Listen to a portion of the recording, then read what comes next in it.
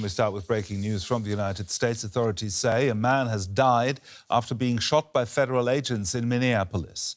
The Department of Homeland Security says the man approached the officers carrying a firearm and 2 magazines. The incident comes less than 3 weeks after the fatal shooting of Renee Good, which has already sparked protests across the city.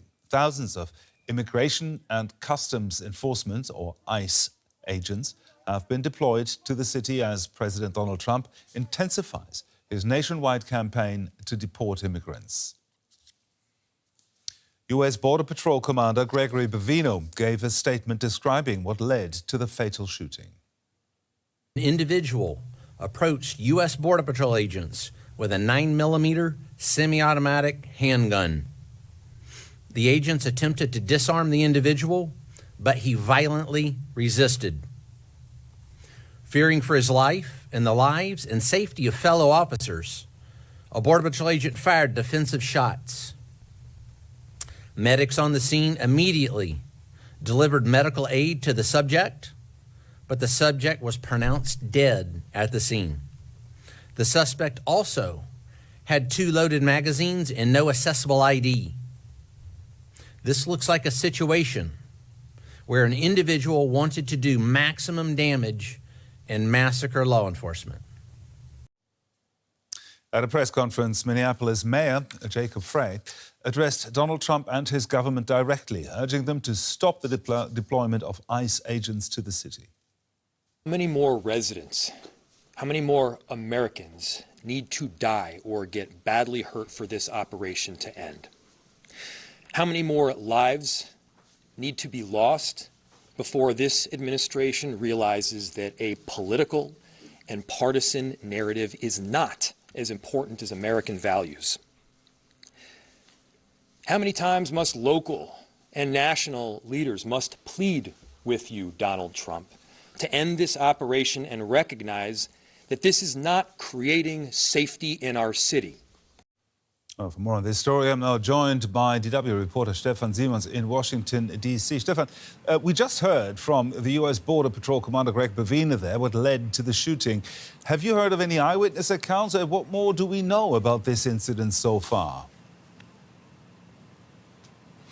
Well, there you have it. You already have a segregation, so to speak, of 2 camps, right? One person, Bovino, the head of this operation, actually, of the ICE operation in Minneapolis, saying it was self-defense and the officer or officers had to fear for their lives.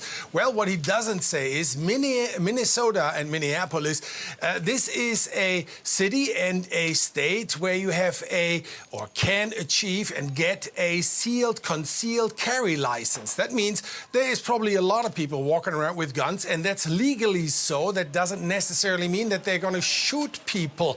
And he didn't say that this person, 37-year-old white U.S. citizen, brandished his gun in a threatening way, which would then, of course, trigger the response of a shooting from a law enforcement officer. But you see, the mayor, Mr. Frey, Mr. Bovino from ICE, there is already something going on, and that is I'm standing my ground on this side of the story, and I am doing it on the other side. And there is no middle ground. The problem here is for Minneapolis, for Minnesota, for this whole operation, for ICE in general, is that there is no trust because there is no transparency. People, not only Minneapolis, but all over the United States, do not trust ICE or the Trump administration anymore when it comes to operations like this and when they see and witness things like we did today. Now, this is now the 3rd incident involving federal agents in recent weeks, and we heard Mayor Frey earlier condemning it. Is there any more official reaction to this from the federal government, maybe, or from the White House? Good that you mentioned it, because we just got a post from President Donald Trump on his social media network. And let me just quote one line from this post. Of course, the president backs up Mr. Bovino, the ICE boss or the commander-in-chief there for this operation, and law enforcement. But he says something really, really interesting.